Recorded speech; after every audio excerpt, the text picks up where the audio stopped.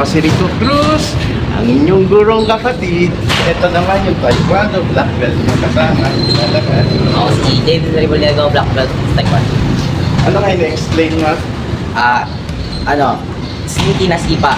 Sneaky na sipa ng Taekwondo. So, madami tayong sneaky na sipa, pero focus tayo sa pinaka-favorite ko. Gawin. Ano yan? Kuwari, kung 45 ka. Hindi mo siya itutuloy.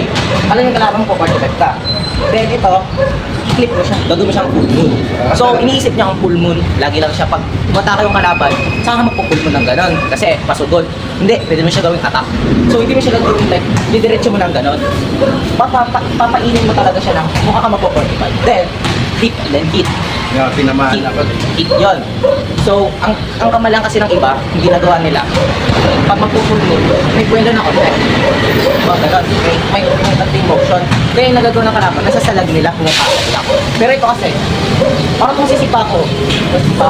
Tapos usually kasi ng mga nagdad ng taekwondo, instant sila nakabukas, gano'n. Isang kamay lang pinananangga. Kaya natatamaan sila sa ulo. Okay. Hit. Pero paano yung ano niyan? Maganda siya. Dapat dalawang kamay mo sa... Dapat dalawang kamay. Hindi pwedeng isang kamay kasi gagawin. Block. Ayan yung practice niyan. Kasi pwede mo siya i-nang gano'n na yan. Ganyan.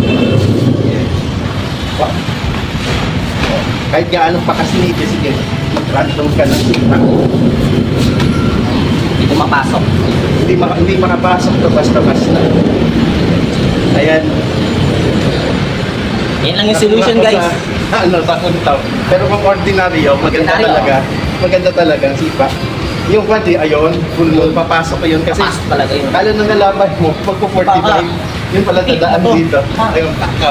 Pero kung ganito ka sumaga, Mabablock yan. Yan lang yung solution, guys.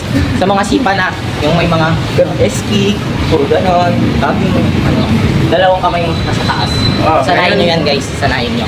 may natutunan naman kayo sa kasama ko, tsaka sa akin, konti. Paano? Sa muli, abangan nyo ulit kami ha. Kita-kita. Bye-bye.